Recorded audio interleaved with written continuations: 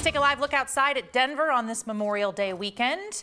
Hopefully, you've been able to dodge some storms and keep your outdoor plans. Tomorrow, in honor of Memorial Day, the Colorado National Guard plans to fly a formation of F-16 fighters over the part of the state. That should happen between 10:45 and 12:15 over Denver, Boulder, Brighton, Thornton, Parker, even Monte Vista. All of this, of course, is weather dependent. And here in Colorado, we know our weather can be all over the place. This was earlier today in northern Greeley.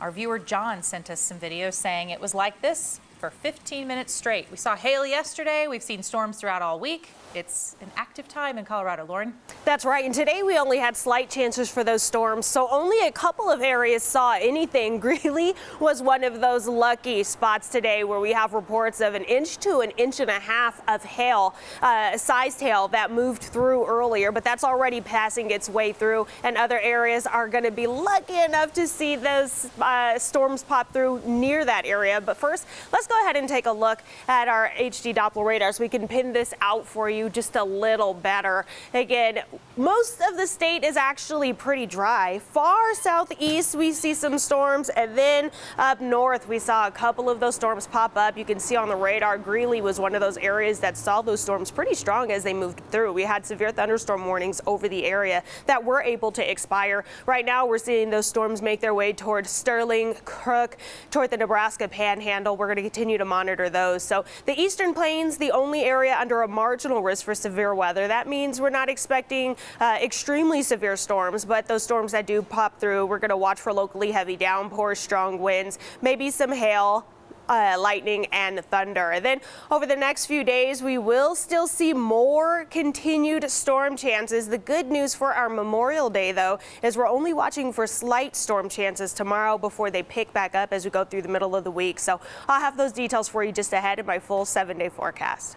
Lauren, thank you. Let's take a live look outside at Boulder now, where tomorrow that city will be filled with more than 40,000 runners and all the folks cheering them on. The annual Boulder 10K is tomorrow morning.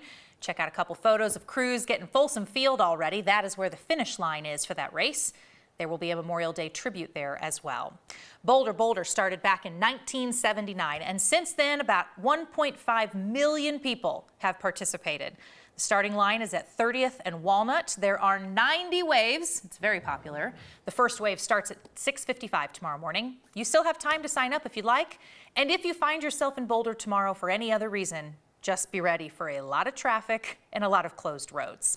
For those 40,000 runners, volunteers have been hard at work packing 40,000 lunches. If you're running, the race organizers say that if you don't want the snacks, that's okay. There will be a We Don't Waste tent on Buff Plaza. They want you to bring the food, and then they'll take it and donate it to a food pantry, a school, or a local shelter. The Denver runoff election is coming up fast. 3 city council races, the mayor's office, all of that's on the ballot. If you plan to vote by mail, you have to send your ballot by Tuesday to make sure it gets counted. Otherwise, you'll need to take your ballot to a drop box, or you can even vote in person on Election Day, which is a week from Tuesday. Also on Tuesday, Denver is opening up another round of e-bike rebates. This program has been so popular. The city will give you $300 off an e-bike, and if your income qualifies, you can get up to $1,200 off.